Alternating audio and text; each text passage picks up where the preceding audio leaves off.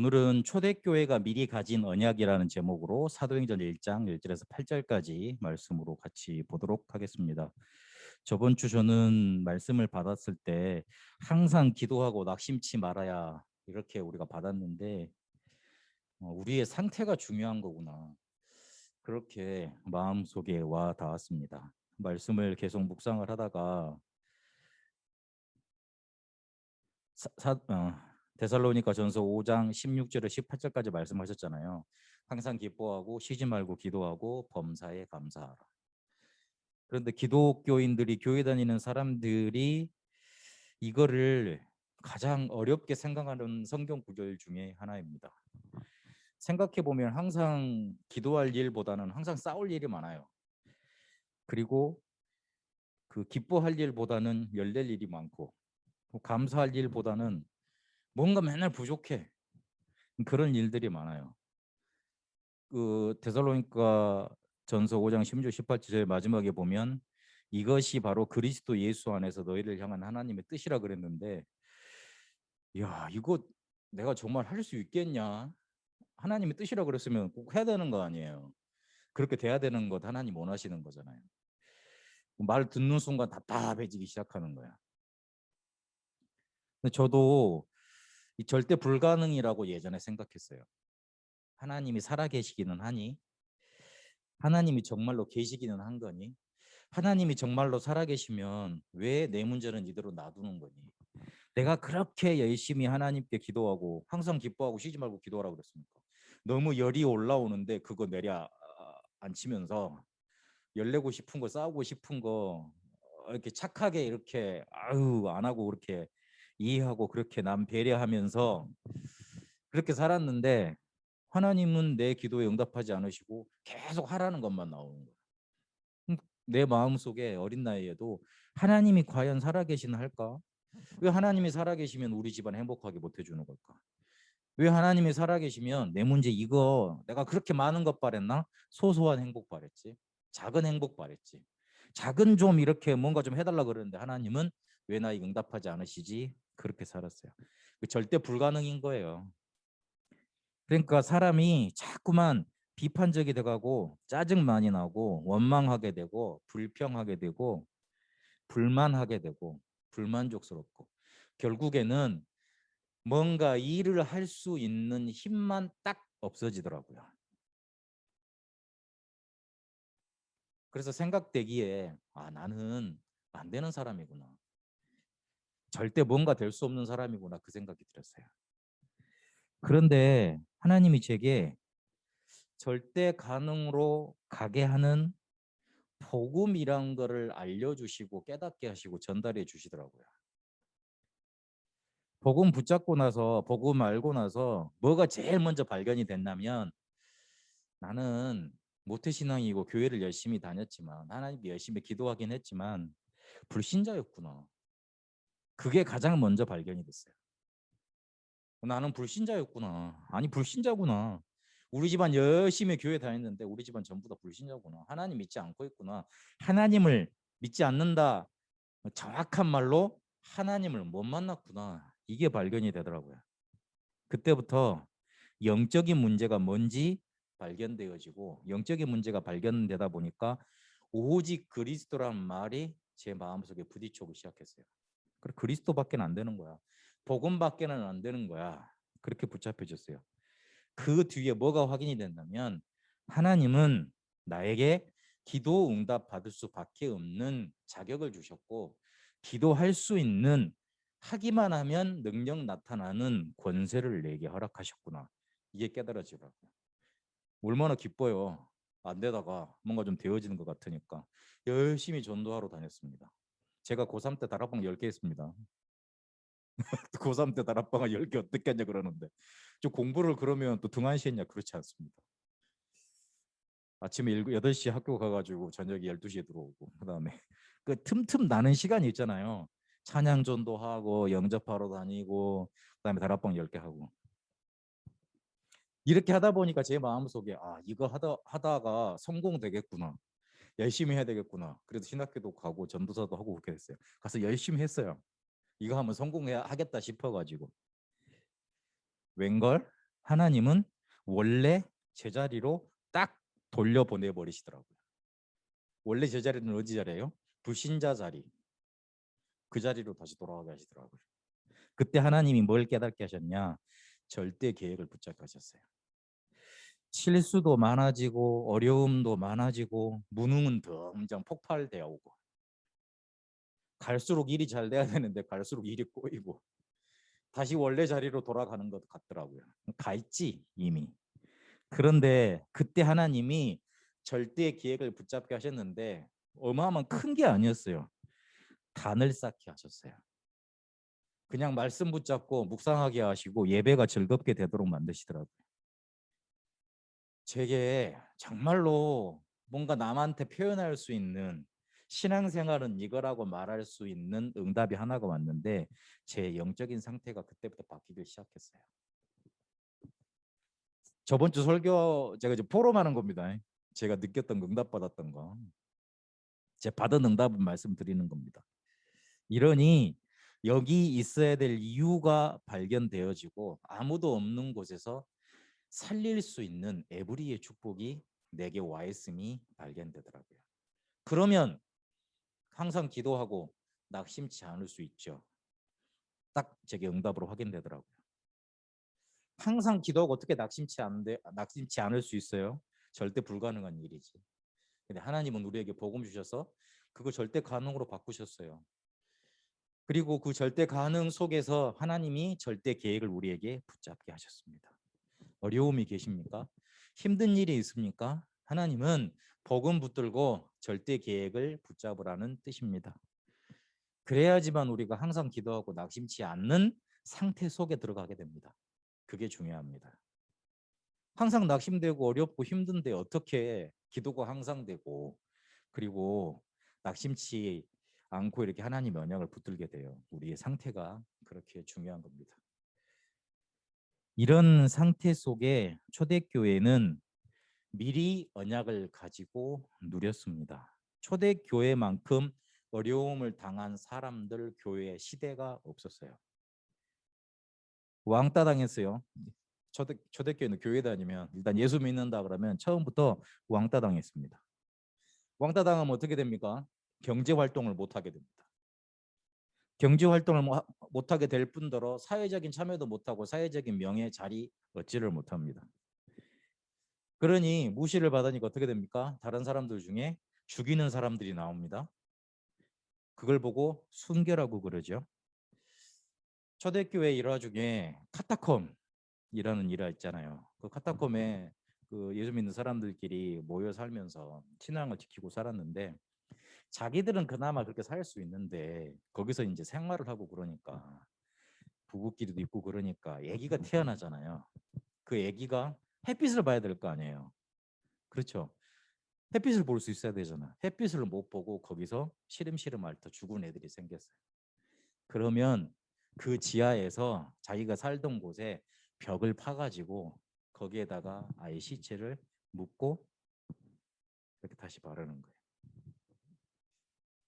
그 집사님은 아이들이 있으니까 그 마음 이해할 거 아니에요.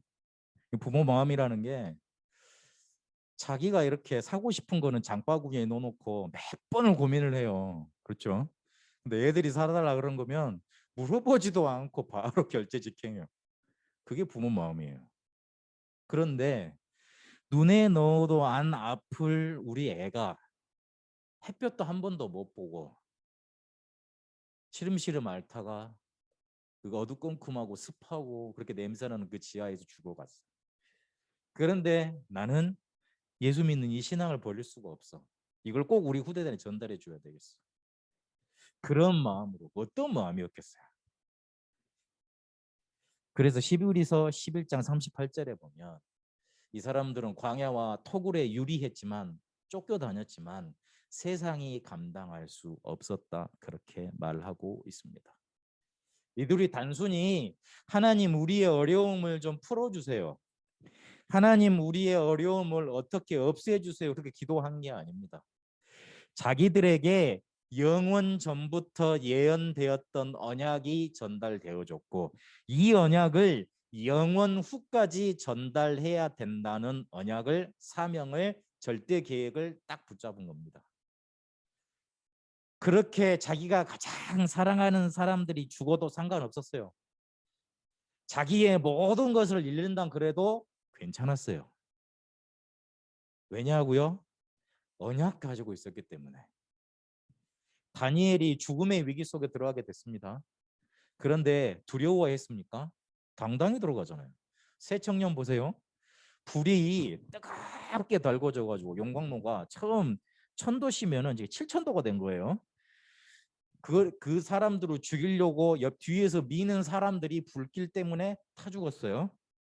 얼마나 두렵겠어요. 그런데 유유히 걸어 들어갔어요. 자기들이 걸어 들어갔다니까. 불 속에 들어가겠어요? 이번에 2000 사건 그 화재 쿠팡에서 뭐 터졌잖아요. 근데 보통 사람이면 다 피해 나와요. 소방관이나 되니까 전문적으로 교육을 받고 되니까 그 연기 속으로 불 속으로 뛰어 들어가는 거지. 이 사람들을 하나님이 마음속에 담대함으로 그 엄청난 뭔가 사람이 알지 못하는 힘으로 꽉 붙드신 겁니다. 그 근본이 어디서 나오느냐? 영원 전부터 전달되었던 언약, 영원 후까지 전달될 언약, 거기에서 나오는 겁니다. 어려움, 갈등이 많죠. 힘듭니다. 어렵습니다. 그러나 초대교회를 한번 생각해 봐야 됩니다. 성경으로 돌아가 봐야 됩니다.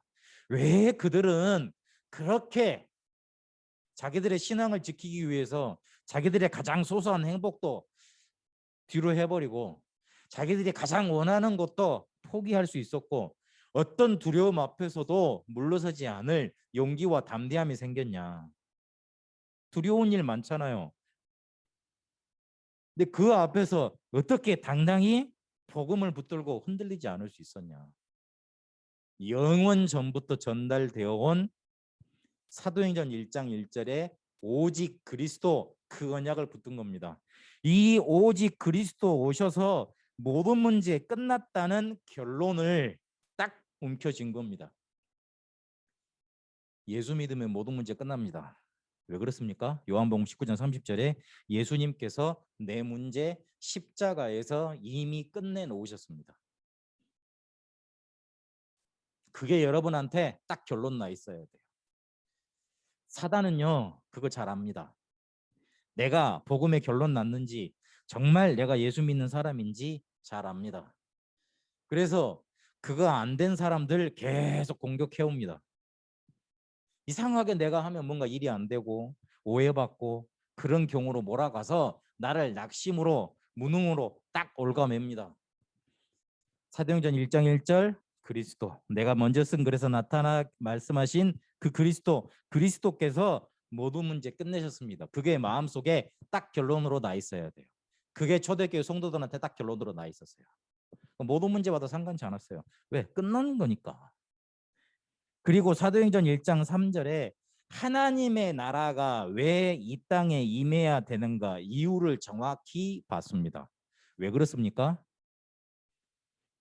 요한일서 3장 8절에 하나님이 아들이 이 땅에 오신 것은 마귀의 일을 멸하려 하심이니라. 마태복음 12장에 보니까 너희가 성령을 힘입어서 귀신을 쫓아내는 것이면 이미 하나님의 나라가 너희에게 임했느니라. 요한복음 16장에 보니까 세상 임금 세상 신이라 그랬어요. 세상이 사단에게 딱 붙잡혀서 사단 나라가 돼 있는 거예요. 그래서 요한복음 14장에 내가 너희를 돌보아 주실 보혜사 성령 보내시겠다고 약속하신 겁니다. 그 이유가 눈에 보이니까 사단이 지금 이렇게 한나는 것이 눈에 보이니까 사람이 밉지 않고 나라의 권력이 두렵지 않았어요. 하나님의 나라가 임해야 될 이유, 사단의 나라가 보이지 못하면 열받는 일 계속이에요. 부조리한 일들 계속이에요. 사도행전 1장 8절에 어떤 것도 뛰어넘을 수 있는 성령 충만으로 능력 얻었습니다. 이게 그들의 힘이었습니다. 영원 전부터 예언된 그리스도가 그들에게 오셨다는 거, 그래서 모든 문제 끝났다는 거, 그걸 언약으로 붙잡았고 하나님의 나라가 이 땅에 임해야 될 이유에 대해서 받고 모든 한계를 뛰어넘을 능력을 얻었어요. 이게 언제 성취가 됐냐? 오늘 맥추절이잖아요.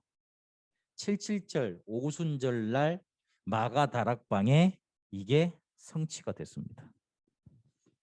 맥추절은 이스라엘 백성들이 출애굽하고 나서 6월절 지키고 나서 49일 지난 다음 50일째 지나는 날이라 그래서 오순절 그럽니다. 순이 10 단위를 말을 하는 거거든요.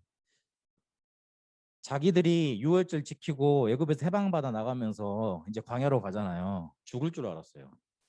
먹을 것도 없죠. 잘 데도 없죠. 마실 것도 없죠. 근데 하나님은요, 먹여주셨죠. 입혀주셨죠. 재워주셨죠. 구름기둥 불기둥으로 인도해 주셨죠. 천군 천사 파송해서 보호하셨죠. 모세를 통해 말씀 주셔서 영적으로 큰 힘을 허락해 주셨죠.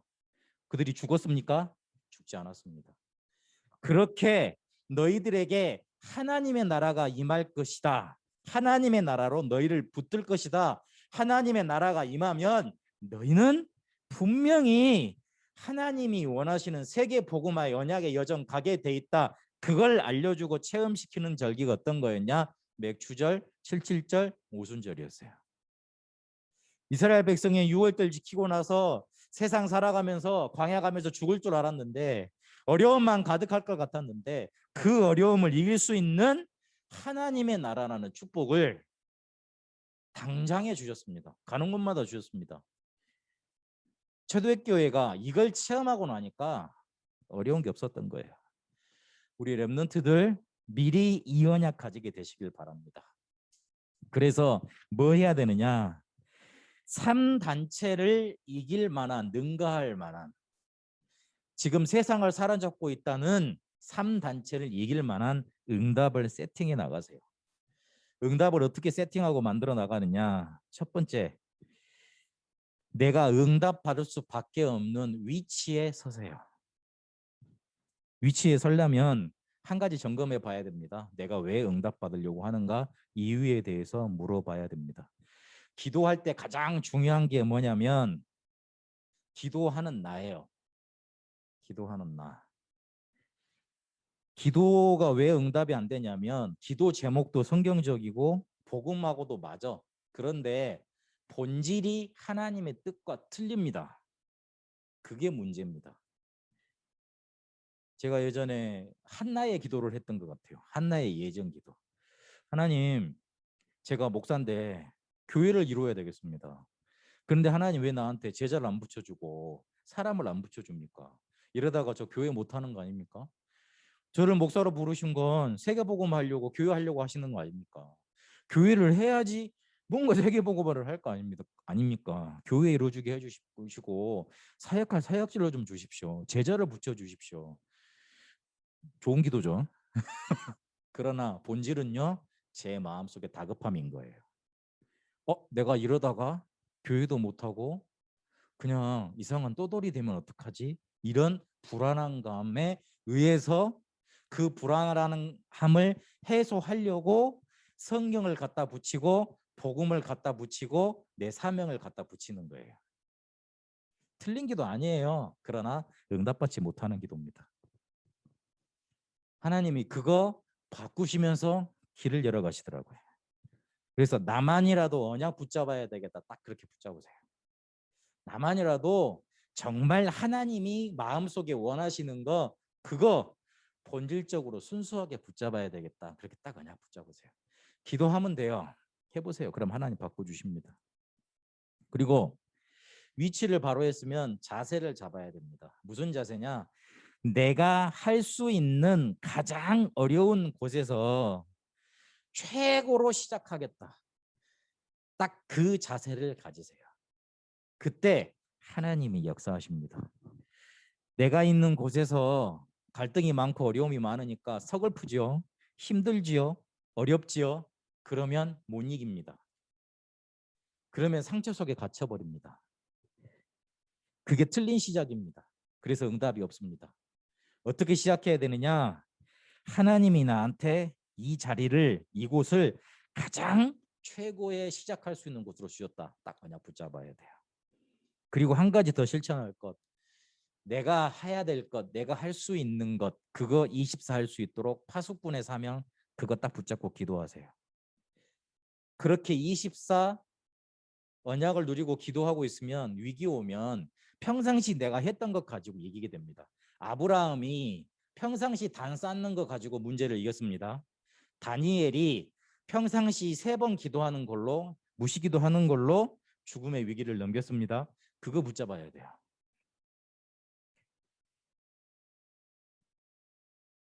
오늘 한마디 담고 가실 거. 평상시 하는 것으로 모든 것 이긴다.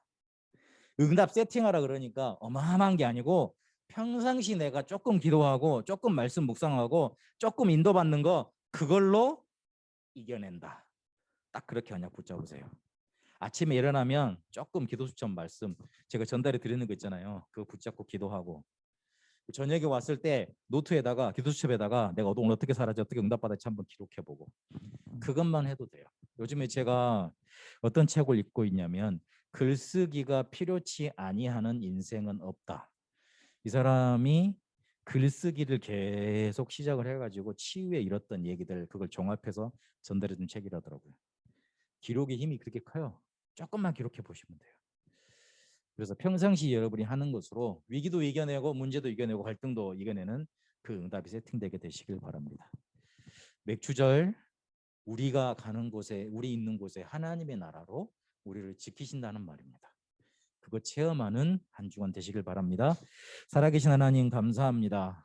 우리에게 하나님 나라의 축복을 주시고 초대교회가 가졌던 미리 가졌던 그 언약을 우리에게도 주셨음을 확인합니다.